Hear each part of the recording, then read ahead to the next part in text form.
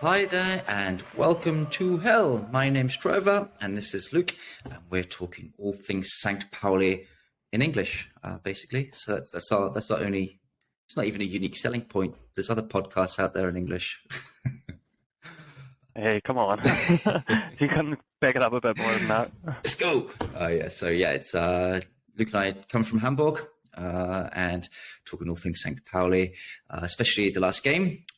A couple of news tidbits with the closing of the transfer window. I think we can all breathe a sigh of relief in some cases, and maybe a little bit disappointed in terms of what came in or didn't come in at the end. Should there have been a bit of action there, and then obviously looking ahead to the Sandhausen game. It's a good place to start. Greuther Fürth. Yeah, there's a lot of similarities to our previous games. It's our Except the scoreline, right? 2 each. Yeah, well, the 2-2 for the third time already. That's wild. Like, it's something you wouldn't really expect to see so often. And all three times, the point got rescued from a late goal. Yep. This time, maybe not as late as the others. Metcalf's goal came in the 85th. The other ones were deep into stoppage time. It's definitely a different manner in which, like, we probably, although we threw ourselves under the bus again this time with 5 minutes of madness at the beginning of the second half. Seems to be tale of our story. Yeah, I've like, maybe you're just better off going back and listening to our other episodes, because we're just going to be covering old ground here. Like, there's a missed penalty again. There's 2 each. There's a late goal. There's Jackson Irvine gets yellow carded. Jackson Irvine getting yellow carded. Jackson Irvine scoring from a header, wrong end this time, unfortunately. But but I mean, so yeah, well, there was a difference though in the lineup, right? That was. Did we expect that? Was that in the pipeline? So I think in the pre-match press conference, Schultz came out and said that he was in contention, or he was getting closer to fitness. Maybe he just didn't want to let it slip. Yeah, but obviously, but I guess it's not a good sign that he wasn't even in the squad. Smart, he didn't even make the squad, which is interesting. It might be because our new goalkeeper, I should really know his name. He used to play for Fürth, so maybe they just brought him back to have a bit of like a farewell, like, kind of say goodbye to the fans and some inside info and stuff as well, right? So yeah, it's. But if you're a smaller, you wouldn't be best pleased, I'm sure, going from starting the first 6 games of the season, was it, to not even making the squad. Burkhead, the name of the goalkeeper, but maybe he's had a family holiday booked or something. Smash. He's probably grateful for the opportunity. Have you seen his tan? Maybe. Incredible. So, but Vasil came in and did everything you could expect, right? I didn't have that same sort of heart and throat moment anytime. I mean, the ball went back to in the him. first half, there were no defensive complacencies or anything, right? I think I mentioned that as well. I don't know how much credit can go to Vasil, but he was the only variable in the situation, because we had Medic, we had Nemeth, centre back, same fullback pairing of Saliakas and Paqarada, and then Vasil was the only difference. But he seemed to have, especially in the first half, instilled an air of confidence or an air of composure. It just seemed controlled, which was good. Yeah, we haven't had that in a while. But I guess before we crack on, we should just mention, in case you don't know, it finished 2 each. Yep. St. Pauli scored first through Marcel Hato. Right after half time, St. Pauli, I don't know, their minds must have still been in the dressing room, because the first 10-15 minutes that second half were fucking atrocious. Like, it resulted in an equaliser from Fürth on the 40th minute, and then an unfortunate own goal from Jackson Irvine just 4 minutes later. And that's what it took for St. Pauli to get their heads out of their arse and finally start playing like they were in the first half. On the 72nd minute, Mantanovic won a penalty. Paka stepped up and missed for the second game in a row. Came off the bar. He seemed pretty caught up about that one. Yeah. But luckily, St. Pauli does what St. Pauli does. They hang on in there, and the goal comes from substitute Connor Metcalf, who gets his first goal for the boys in brown. Yeah, well taken as well. But I guess we'll go through that in chronological order. But overall, the performance was solid, except for that, as you said, those 10, 15 minutes. It looked like boys against men. It was a bit weird. I don't know whether we just lost our concentration. We certainly lost our shape and organisation. It was such a stark contrast to the first half. Did they leave their heads in the changing room? Did they need to listen to more upbeat music? Are they listening to Shania Twain or something in the changing room? And they need to be listening to something a bit more Rammstein. That might be it. It is something that we have seen before, even last week against Paderborn. They Solo Conte scored, just happened to be like slightly offside, almost straight from the kickoff. And then again today, and this time they got punished for it. Unfortunately, it was twice.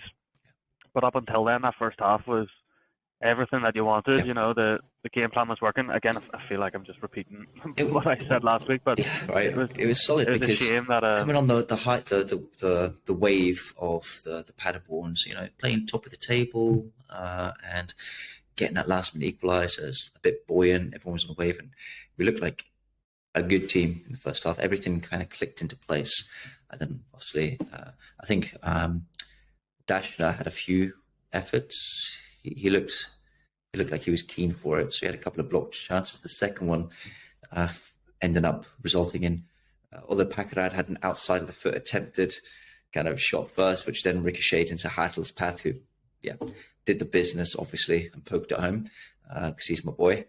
I've got no affiliation to Hartle, he's just my favourite player.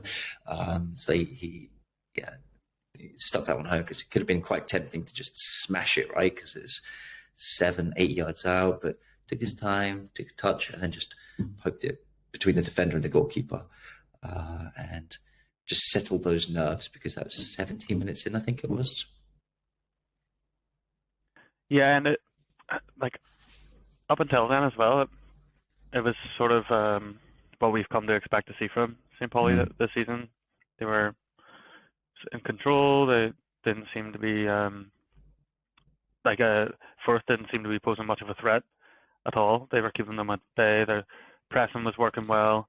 There might have been a change in formation from Fürth either at halftime or just before, which might have unsettled things. I think they matched us up with the 4-4-2. Went more man to man. They did change the game plan, because first half they were trying to capitalise on what Hansel Rostock were doing quite successfully. Balls over the top, right? Just balls between the goalkeeper and the centre backs and chasing, and to great effect in previous games. But we kind of, maybe it's Vasile factor, I'm not sure, but they tried doing that. Maybe Greuther Fürth just couldn't do it, but they didn't. Right? They tried a few balls over the top and just cut out and dealt with. So that's great. But in true typical St. Pauli fashion, straight after scoring the goal, do you remember what happened straight after? What can you guess? Is that the one where Vasile nearly got lobbed? Yeah, he had to. Yeah. Almost straight from kickoff, down the left-hand side, man's through, not one-on-one with the keeper. I suppose he had company. Was it Medic or Nemeth? I can't remember. Probably Saliakas, actually. But in company, put some pressure on, but tried to lob Vasile. But Vasile was close enough to parry it down. But yeah, that could have been 1-1 immediately, right? I think it was. You could definitely tell that Fürth upped their intensity coming out for that second half. You know, they came out of the traps and really. This is still the first half, but but whenever it all fell to shit, like those initial 10 minutes after the second half whistle went, like they pressed a lot higher up and with a lot more intensity. But I mean, I'm sure that the St. Pauli dressing room knew what was coming. They would have went in 1-0 down and got a bollocking, or at least got G'd up by their manager to go out there and really get after us. So I'm sure they expected it, but they just sort of fell apart, you know. Like, and then whenever that first goal went in, it was almost expected that we would continue in that vein. It's almost like, oh shit, we conceded. We know what's going to happen next. It's like they have to be behind to sort of find that that bravery to go out and play the way they know that they can. Do they start thinking that they start the game 2 goals down or something? Is that the way to approach it? Right, okay, guys, it's kick off, but we're 2 down. Let's go out there and give it our all. I'm not saying they don't give it all, but just it just seems to click when they're behind. There's something that the underdog mentality, right? We're behind. Let's get level. We'll take on. Because I guess if they're chasing the game, they're more inclined to be on the front foot, which means that they've got more of the ball. There's less chance of conceding if you've got the ball. That's what Pep always says. If they can't score without having the ball. So, but I guess if they're ahead already in the match, then the inclination, not just St. Pauli, any team, is to sort of sit back and let them have it, protect what you have. But even after scoring, after 20 minutes, the rest of that second half, that didn't really happen, and it was encouraging. You were thinking, all right, okay, lesson learned. But we still pressed for more goals. Like Jackson Irvine nearly scored with a towering header, but Medic got confused and seemed to defend against that one. They collided into each other, right? So, and now Jackson Irvine's expression afterwards, like, what the? So, he turned around and saw it was Medic and was like, what the fuck? Because that was a typical Jackson Irvine towering header, but yeah, not on that occasion. And there are a few other chances, nothing too clear cut, right? But we controlled the game up until half time. But yeah, I mean, even when we started the second half, as you said, Paqarada was trying to backheel in the left back position to Hartl under pressure, which got cut out, which then put us on the back foot. Then Eric Smith hoofed it high, and then Medic and Nemeth went for the same ball, and then their main man, so Greuther, who scored a few goals already this season, scored plenty in the Bundesliga last season. He's their captain. We identified him as a danger man in the last episode. It's as if they're not listening to us, Luke. I don't know. And then he just drilled it, right? Like, that finish was top class. Like, he got one chance and buried it. Yeah, it was nice, but it could have been is of our own doing again, right? So yeah, exactly. And we've mentioned before about these individual mistakes really costing us. And then at the other end as well, I felt like Eggestein did well for the first goal, for Hartl's goal. He did well to hold it up, something that we've sort of been lacking. But other than that Eggestein auto front two, they just struggled to really make an impact. Is that what you felt as well, or did you see an improvement upon? They run a lot. They work really hard and they run a lot, but the number of chances that they made for themselves or for each other, or that took, I think you had a stat about number of shots they had on goal, right? Between them. It's just the one. Yeah. I don't know if that was first half or full match, but I don't think they even managed a single shot against last week against Paderborn. Yeah, exactly. So it's just which is pretty damning. That's not the only stat you can go on that judge a striker. Obviously, there's other factors, but it's just not great. Yeah, I mean, one thing that did happen up front was Matanovic coming on, right, and winning the penalty. So that was a good contribution. I think that's a role he's going to flourish in, to be honest. So an impact sub, last 20, 25 minutes, coming on, big figure. Defender's going to be weary after chasing Eggestein and Otto around. And then they've got to deal with this different type of striker, big, burly fella. And he got absolutely rammed through the back. And then VAR had to be called in to settle the debate. Yes, it's a penalty. And we know how that went. Oh, yeah, speaking of which, so next penalty we get, who do you have taking it? Ooh. Keep it with Paca, or? No. Really? You might want it, but I mean, has anyone ever missed 2 in a row, 2 in 2 games, and then still taken the third? I'm sure it's happened, but I think now that he's co-captain, he might just be like, no, it's my decision, and Is it the captain's decision, or is it the manager's decision? Where does that fall? Oh yeah, I'm sure if Timo decided you're off them, then yeah, that's it. I don't know. I mean, I think if he's not on the pitch, it would be Hartle normally who would take them, right? Or Smith. And I'd have confidence in him stepping up. And they're good mates, Hartle and Paca, so maybe Paca won't get the hump as bad if it was someone else in the team who was taking over.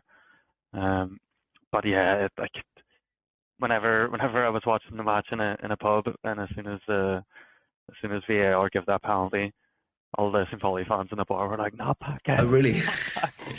No, I thought he was going to. And I was like, "Don't worry, he'll score it. And then I look like a dickhead, rattles it off the bar. Some things never change. That's fine. Yeah, exactly. No, I mean, I thought he was going to take it.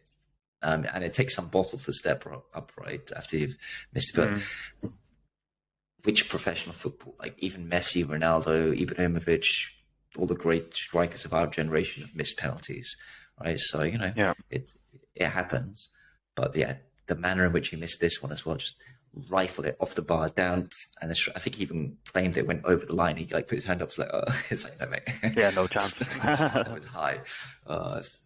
Hit the ground, then went up. But yeah, I don't know. Would he take the next one?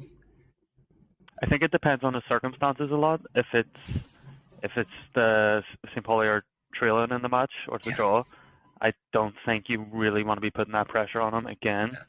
If we're already up by a couple of goals, fucking fingers crossed, then I could see them giving it to him just to get that monkey off his back, Yeah, true, I suppose. But I mean, maybe he doesn't want them anymore, but I think Hartle is the next, or Smith, they'd be the next ones in line, because they've already taken over other set-piece duties as well with free kicks and corner kicks and stuff too, so perhaps that's the next set-piece to fall. I think Smith's only taken one professional penalty in his career, and he was back in Sweden, and it dumped his team out of Europe because he missed. And he took absolute dog's abuse for it, and he was 17 at the time. Can you imagine? God, some football fans are brutal. Exactly, yeah, no, God help him. Yeah. So maybe it'll be down to Hartle, or even I'd be up for one of the strikers taking it, maybe Eggestein. Yeah. I'm always a fan of strikers taking penalties, and they could definitely do with adding to their goal tally and getting their confidence up a bit. So I'd be up for that if he's keen, I mean, that's the thing. The player needs to come forward. You can't put it up on them. Then it's did you take penalties when you were playing? No, but again, I never played to any decent level. We're comparing apples to oranges here. Yeah, well, I mean, it's to an extent, it's Granny Smith's apples to organic bio apples, maybe. No, fair enough. Cool. And then a tactical change made by Mr. Schultz, bringing on Metcalf. Yeah, it worked a treat. So I think Eric Smith came off for Metcalf, and I didn't even realize. I was watching the game. I didn't even realize this stuff had taken place. I don't know how I missed it. But yeah. You were commentating on the game as well. And I missed it. And Metcalf popped up. I was like, where the fuck did he come from? And I had to quickly check the app. It's like, all right, he came on for Smith. Fair enough. Don't know. So he came on for Smith, but he didn't play in Smith's possession. He wasn't a bit more advanced. I think Jackson Irvine dropped definitely. Back. Yeah, you might be right there. But he got into some good positions whenever he came on. Yeah. And he won that for his goal. He won the ball back in midfield, and then he started that move and then finished it off. I was screaming at the TV for him to lay it off to the left because we had a man over on that left-hand side. But absolutely delighted to see that go in. Yeah, well, is Matanovic as well the semi-architect of that, because he's driving forward and it bounced off the defender's heel into the path of Metcalf. But Matanovic was again involved with the penalty and then driving forward and almost setting up Metcalf. So, and it is very similar to in terms of the finish to Hergota for the Greuther Fürth goal. So it's a similar sort of distance. That's right, yeah. Yes, he had the defender in the way as well, so Metcalf's was trickier, but similar distance, similar kind of finish, just drilled into that bottom corner. So it's nice to get his first goal for the club, because that's going to take a bit of pressure off. But he's not a striker, right? He's a midfielder, so Yeah, but he might be vying for that position behind the two strikers, true. because it seems like anytime Schultz brings him on, he tends to play a bit further forward than where I thought he would play whenever he first came in. I would expect him to be more of a conventional centre midfielder rather than a number 10 behind our two strikers. So he'll be probably vying for that position between Dashner and Bukalfa. Yeah. And I mean, he's done himself the world of good with that, because even whenever he came on, he looked lively. I was very impressed. Yeah, he seemed up for it, right? And that's what you want. You want that enthusiasm that adds an element to the game too. So to be happy to play, like keen to play. Bukalfa came on and made some good contributions as well, but obviously Metcalf got the goal and was the standout there. But I think Bukalfa did okay as well. Yeah, because so far this season, if Dashner was coming off and that number 10 role was freeing up, next in line would be Bukalfa, and then Metcalf after that. So it'll be interesting to see, first of all, who starts against Sandhausen, and then if a change does get made in that position, who comes off the bench. He might have moved himself up the pecking order with that goal and a nice little cameo.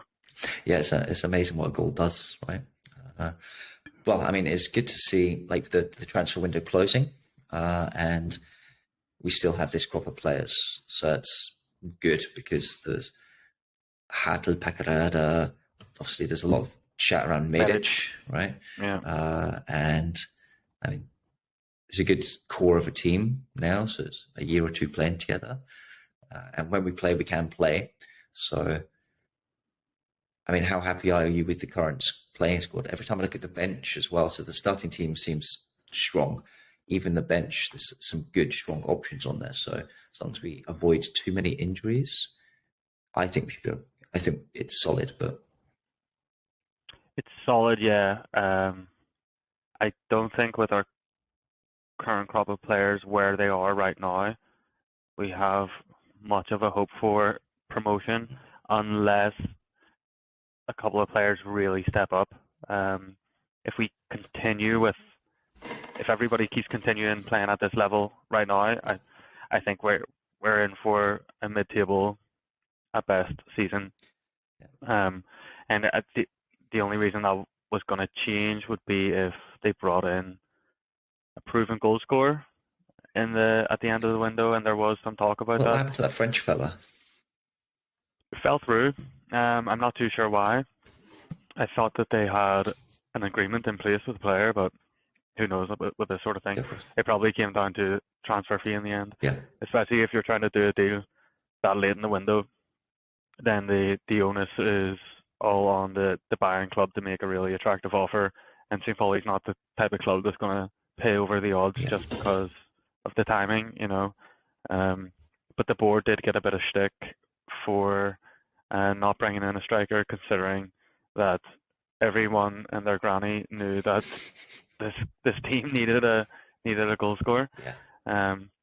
But again, if the right options aren't out there, can you really blame them?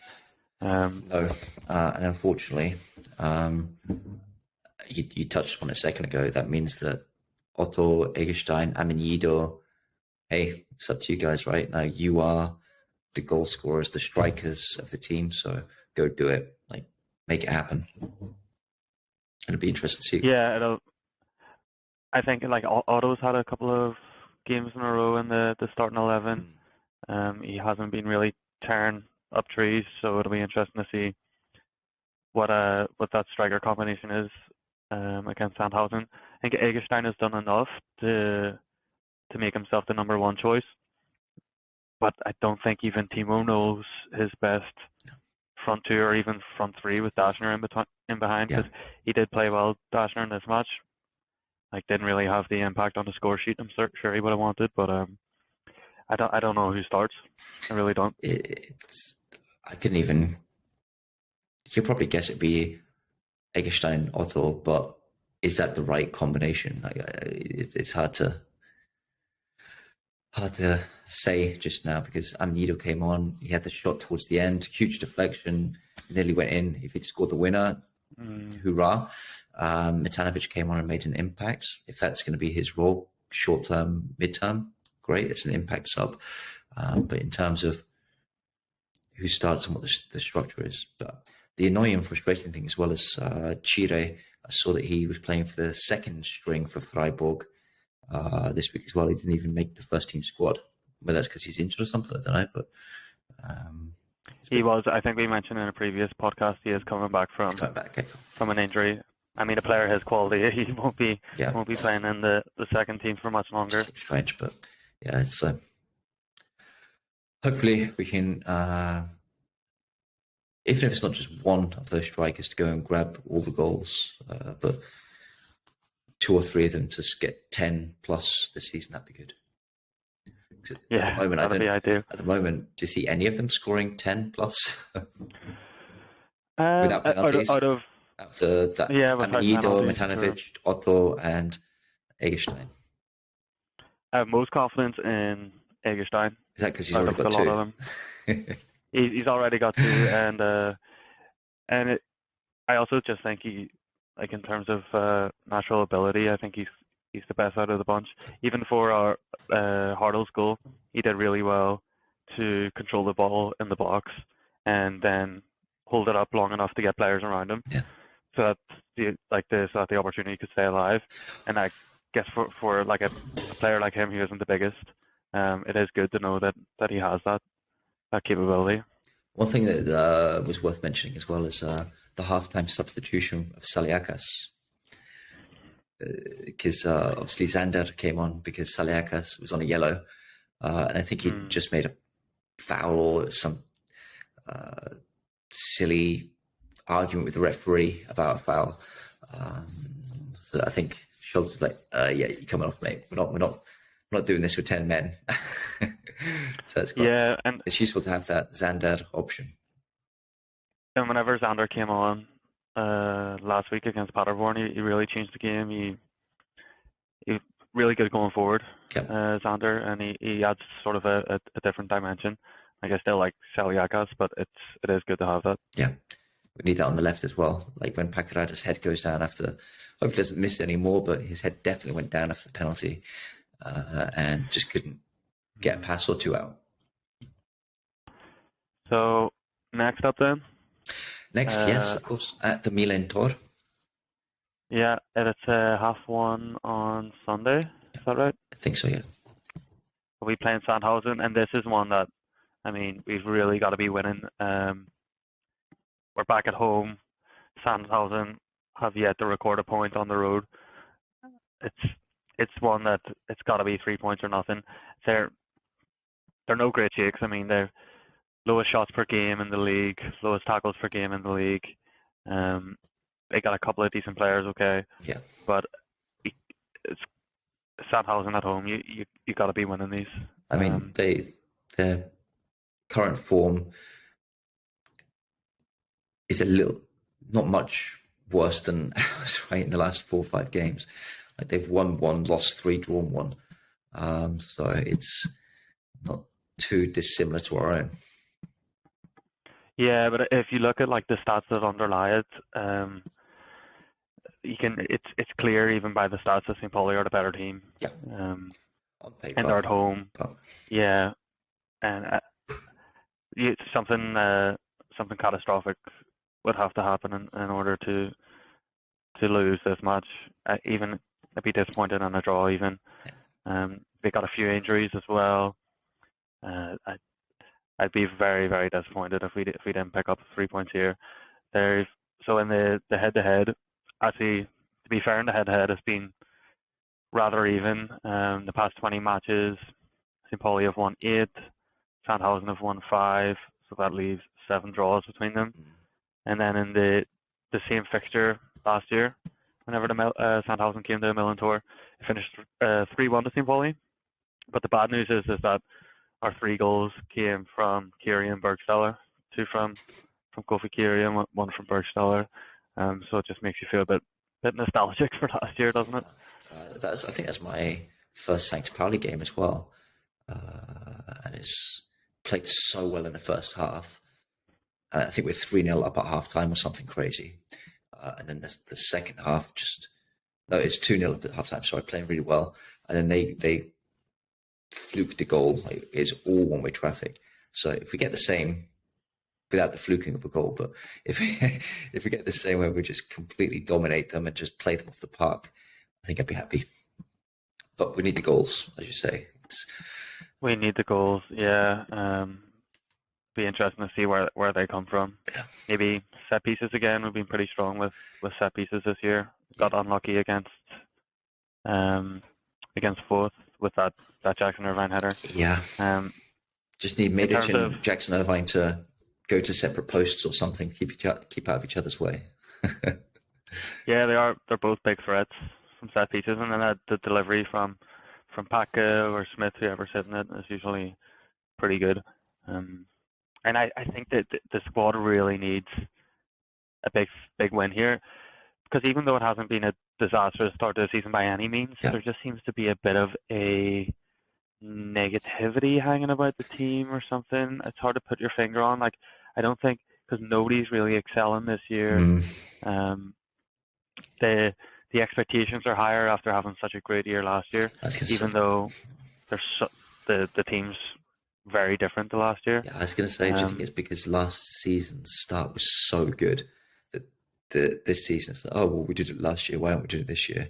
Do you think that must be playing on the minds or in the expectations? Because that's not going to happen. As you say, it's dynamically different team. Yeah, I guess maybe the fans and even the players might be thinking that after having such a good season last year, this is the year to sort of push on and rediscover that form. And it hasn't happened to the same extent as last year, but as I said, it hasn't been disastrous by any means. No. We're still in contention. There's plenty of young players who are just sort of waiting for a couple of moments to tip them over the edge where they get on a rich vein of form. And if we can start scoring some more goals, keeping a few more out, then I think we'll be all right. It's just, I just fear for us that it can go one of two ways, and it could be a game like this where really we're expected to fucking run away with this match against Sandhausen. And if something happens and we end up having another bad defeat, it can go south quick. Going down to 10 men or something, and then you end up losing 1 or 2-0 or something, and it's all right. Positive thoughts, Luke. Come on. Yeah. So, anything to look out for in this game? Anyone in particular from the Sandhausen or from St. Pauli? Well, on the Sandhausen side, there's a couple of HSV fans who'll be making a return to Hamburg. David Kinsombi, he got signed on a free actually from HSV in the summer there. He's an attacking midfielder. He scored 3 goals this season, but 2 of those came in the opening day against Bielefeld, so only 1 since the opening day. He's quite quick. He peaked too soon, so he's not going to do anything. Yeah, but he's fast, and you know that our problems with fast attackers, especially if what I expect is that they'll sit deep and soak up pressure, and then try and find him on the counter with balls over the top. And I have nightmares of Medic and Nemeth chasing him to no avail. Yeah, it's a repeat story of games before, right? So Hans the Rostock springs to mind. Yeah. Other than him, there is another ex-HSV player, Dennis Diekmeyer, and he's their skipper actually, but he's been out for the past 2 matches. So it'll be interesting to see whether he comes back in. And on that note, they've got a defensive midfielder called Tom Treibel, and he was also injured for the last couple of matches, but he came in for their 0-0 draw against Kaiserslautern at the weekend. He came in for like the last 7 minutes. Okay. And he's a big player for them. Yeah. He's probably their main standout so far this season. Yeah. So if he's back and fit enough to start, then that could be huge for them. Well, hopefully he's not maybe food poisoning or something if he's fit. Dodgy Curryverse. Yeah, Them right. out. Yeah. Fingers crossed. And on the St. Pauli side, do we think anyone's going to grab the bull by the horns and shine and seize this opportunity? It'll be. I think we talked about it earlier. It'll be interesting to see who starts alongside Eggestein. Yes. I do think that he's the only nailed-on starter in that front three. Even, I would really love for him to get the reward for his good performances and get a goal or two, and then whoever starts alongside him. That the position's there for the taking, so that anyone who's coming in there in that position just knows that they have to impress.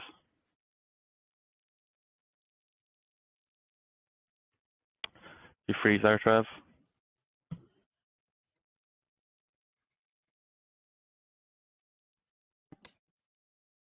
Oh, you're back. Oh, I don't know what happened there. One of us died.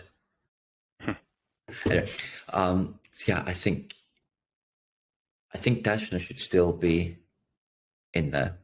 And I think Dashner, especially on the last game, it looks like he wants to score. So he was trying to shoot on sight. So I think we're going to see a Dashner goal or two. I think it's going to be. I think it's going to be very similar to the Magdeburg game, 3-0. 3-0. Oh God. Let's say 2-0. 2-0. Okay. Clean sheet. As a caveat, I did say 3-0. Why do we keep doing this? Yeah. It's as if we don't watch this team.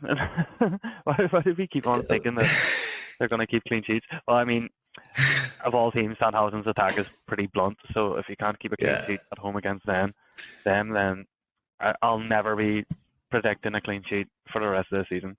I'm just trying to think, like the Magdeburg game, unless it was a fluke where they came to the Millerntor, we're a lot more comfortable, we controlled the game, got a couple of nice goals, Eggestein, and then we got the third, Hartl, got the third there as well. So, they've been amongst the goals. So I'm thinking another 3-0, but I think Dashner's going to get one. I'll take it. Subscribe to that. Yeah. 100%.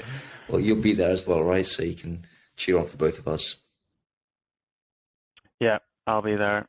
Hopefully, watching us get the 3 points. Boom. All right, mate. Good chatting to you. We got our first review for the podcast. I think I sent that on to you earlier. You did. Thanks to our one listener for submitting that review. And if anybody else out there wants to make our day, then please drop a review and tell us what you like or what you don't like, and we'll work on it or not. If you want to use Scarp UJV, Scarp Poof, I don't know how to say that, I'm sorry. But if someone wants to use that as a template, just feel free, because it's quite flattering. Yeah, it was. Thank you. Good chatting to you, Trev. You too, man. And we'll be back next week. We will. And hopefully my legs won't be so sore. I'm knackered after football, man. Oh, I can't believe you didn't tell our one listener about your backheel goal at 5-a-side earlier. I don't like to brag. I thought that would be the first thing out of your mouth, mate. I don't like to brag, and you didn't mention your hat trick in the second game, so.